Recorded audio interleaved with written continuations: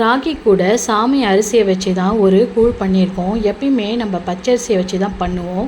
இந்த வாட்டி நம்ம அரிசியை கம்மி பண்ணிவிட்டு சாமை சிறுதானியங்களை யூஸ் பண்ணலான்னு சொல்லிட்டு அதை வச்சு ஒரு கூழ் பண்ணோம். டேஸ்ட் என்னவோ கம்மியாக தான் இருந்தது, ஆனால் உடம்புக்கு ரொம்ப நல்லதுன்னு சொல்லிட்டு ட்ரை பண்ணேன். அது கூட நிறைய காய்கறி வேர்க்கடலைலாம் போட்டு கருவாட்டு குழம்பு, நெத்திலி தொக்கு, அவிச்ச முட்டை காம்பினேஷன் செமையாக இருக்குல்ல.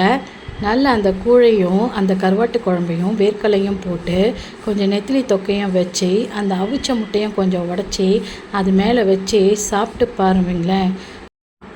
சாமை அரிசி வச்சு தான் நம்ம இன்றைக்கி கூழ் செய்ய போகிறோம். எப்பயுமே பச்சை அரிசி போட்டு தான் நம்ம செய்வோம். ஆனால் இன்றைக்கி நம்ம இந்த சிறுதானியத்தை யூஸ் பண்ணலான்னு சொல்லிட்டு சிறுதானியமான இந்த சாமையை நம்ம யூஸ் பண்ணுறோம். இது பார்த்திங்கன்னா ஒரு 100 கிராம் எடுத்தேன். கழுவ நல்லா அழுக்கு வந்துக்கிட்டே இருந்தது. ஒரு 3 டைம்ஸ் இதை நல்லா வாஷ் பண்ணிவிட்டு 1 கிளாஸ்னால் நம்ம 5 டம்ளர் தண்ணி விற்றுட்டு 5 விசில் போட்டிங்கன்னா செம்ம சூப்பராக பஞ்சு மாதிரி வெந்துட்டாங்க. இப்போது கேழ்வரகை காலையிலே நான் ஊற வச்சுட்டேன்.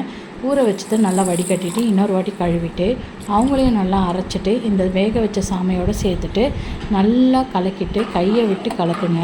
கொஞ்சம் சூடு லைட்டாக இருக்கும், ஏன்னா சாமையோட இது சூடு இருக்கும். அந்த சூடு தணிஞ்ச உடனே நீங்கள் கைகளால் நல்லா பிசைஞ்சிட்டு நல்லா கலக்கி கொடுத்துட்டு ஒரு 15 நிமிஷம் நல்லா குக் பண்ணுங்களேன்.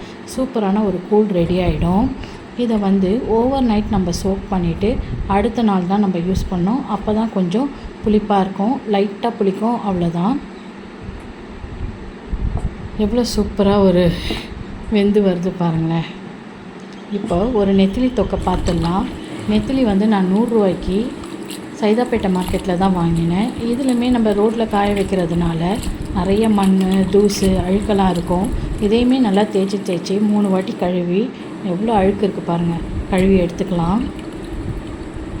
அப்புறம் வெங்காயம் தக்காளி பூண்டெல்லாம் போட்டு நல்லா வதக்கி எடுத்துட்டு உப்பு மிளகாத்தூளையும் போட்டு நல்லா வதக்கிடலாம்.